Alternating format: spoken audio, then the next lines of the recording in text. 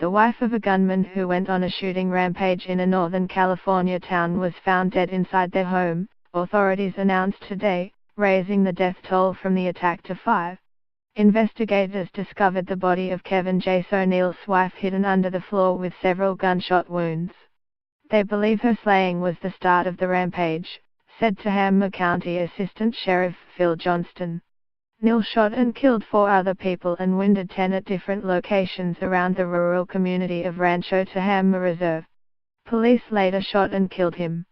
At the time of the attack, the gunman was out on bail after he was charged with stabbing a neighbor. Court records also show that Neil was barred in February from having guns after the assault. Neighbors had complained about him firing hundreds of rounds from his house, and the assistant sheriff acknowledged officers had visited the home on several occasions. "Every time we responded, we would try to make contact with Mr. Neil," Assistant Sheriff Johnston said. "He was not law enforcement friendly. He would not come to the door. His house was arranged in a manner where we could detect him being there. We can't anticipate what people are going to do. We don't have a crystal ball." Yet Neil was free and able to use a semi-automatic rifle and 2 handguns yesterday to shoot 14 people, including at an elementary school, before he died in the shootout with police.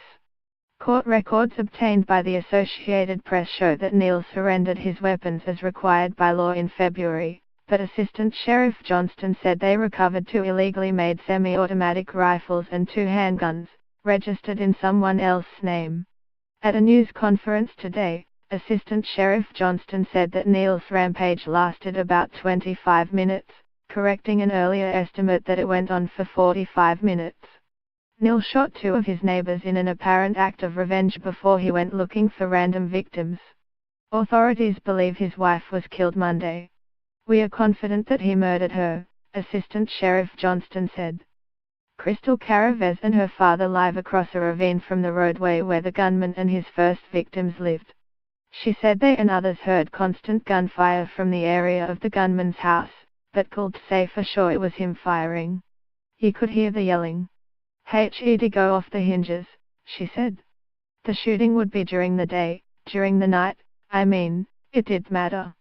She and her father, who is president of the community's homeowners association, said neighbors would complain to the sheriff's department, which referred the complaints back to the homeowners association.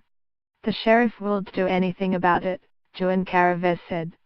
The gunman's sister, Sheridan Orr, said her brother had struggled with mental illness throughout his life and at times had a violent temper. She said Neil had no business owning firearms. The shooter was facing charges of assaulting one of the feuding neighbors in January and that she had a restraining order against him, Assistant Sheriff Johnston said.